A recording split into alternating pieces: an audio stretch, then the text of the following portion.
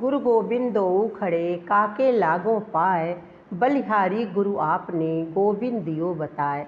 गुरु के महत्व को हम सब जानते हैं कि गुरु से बढ़कर हमारे जीवन को संवारने वाला हमारे माता पिता हैं या गुरु हैं, यही हमारे जीवन को सही मायने में संवारते हैं। नमस्कार दोस्तों, प्रयागराज से मैं शशि सिंह। आज जिन लोगों का भी जन्मदिन है, शादी की सालगिरह है, उन लोगों को ढेर सारी शुभकामनाएं। आपका दिन शुभ हो। हम आज फिर आए हैं एक छोटी सी कहानी लेकर करके और सुनाते हैं एक गुरु शिष्य की कहानी। बहुत पुरानी बात है कि एक गुरु और शिष्य रहते थे, तो शहर में रहते थे, तो उनका ध्यान लगाने में मन नहीं लगता था। गुरुजी अपने शिष्य के साथ जंगल में चले गए। वहाँ पे एक झोपड़ी बनाकर वो रहने लगे। जंगल में चूहे बहुत थे, तो दिन तो किसी तरह से गुजर जाता था, लेकिन रात में वो चूहे उनकी झोपड़ी में घुस आते थे और उनको बहुत तंग करते थे और रात को सो नहीं पाते थे, ध्यान साधना नहीं कर पाते थे, बहुत परेशान हो गए। गुरुजी सोचते सोचते उनके मन में एक उपाय आया कि अगर हम बिल्ली पाल लें तो चूहे नहीं आएंगे। गुरुजी ने एक बिल्ली पाल लिया। अब बिल्ली जो है गुरुजी से धीरे धीरे बहुत हिल मिल गई, इतना हिल मिल गई कि गुरुजी के इर्द गिर्द घूमती रहती थी। जहाँ भी गुरुजी जाते थे उनके साथ साथ वो चलती रहती थी। गुरुजी जब भोजन करने बैठते थे तो बिल्ली भी आकर के उनके पास बैठ जाती थी। लेकिन उसके अंदर एक अच्छाई थी। अच्छाई ये थी कि वो किसी भी भोजन में अपना मुंह नहीं डालती थी, उसको जूठा नहीं करती थी। गुरुजी साधना करने बैठते थे, बिल्ली आकर के उनकी गोद में बैठ जाती थी। गुरुजी 10-5 मिनट साधना करते थे, उनका ध्यान भंग हो जाता था। तब उनके दिमाग में आया कि क्या उपाय इसका अब निकालें कि बिल्ली से थोड़ा सा हमें ध्यान साधना में जो हमें दिक्कत आ रही है उससे हमें थोड़ा सा समाधान इसका हो सके, इस समस्या का। गुरुजी ने बिल्ली को अपने कमरे में जो तख्त रखा हुआ था, तख्त था लकड़ी का, उसके पाए में बिल्ली को बांध दिया। अब उससे क्या हुआ कि गुरुजी साधना भी करने लगे और बिल्ली तख्त से बंधी भी रहने लगी।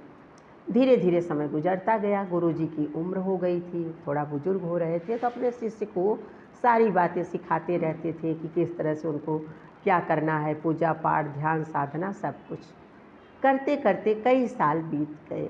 उनके भक्त बढ़ने लगे। चूँकि जंगल में रहते थे तो आपकी आबादी में, शहर में, गांव में उसकी अपेक्षा अगर कोई व्यक्ति जंगल में रह रहा है, सुनसान जगह पे, तो उसका महत्व लोगों के दिमाग में ज़्यादा होता है। उसको ज़्यादा ज्ञान है, वो हमारे समस्या का समाधान करेगा। तो इसलिए लोगों की वहाँ पे भीड़ इकट्ठी होनी शुरू हो गई गुरुजी के आश्रम में अपनी समस्या के समाधान के लिए। गुरुजी भी बहुत अच्छे थे, वो भी लोगों का समस्या का समाधान बहुत अच्छे से, बहुत प्यार से करते थे। धीरे धीरे एक ऐसा वक्त आया कि गुरुजी अस्वस्थ होने लगे। उनकी दिनचर्या में बहुत मुश्किल आने लगी और एक दिन ऐसा हुआ कि गुरुजी इस दुनिया को छोड़ करके ब्रह्मलीन हो गए।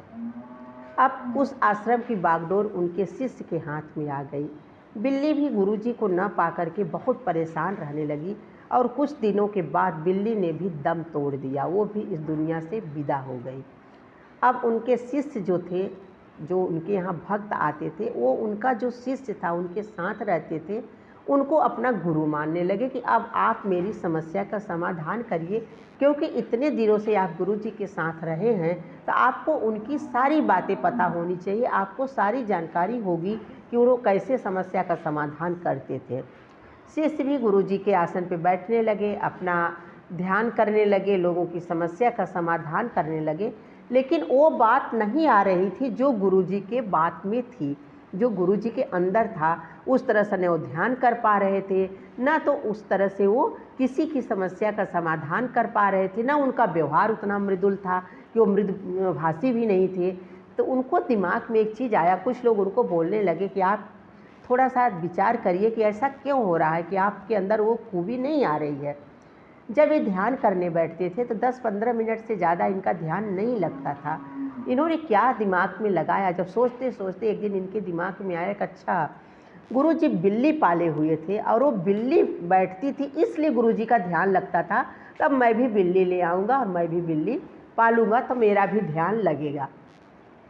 उन्होंने भक्तों से बोला कि मुझे एक बिल्ली चाहिए।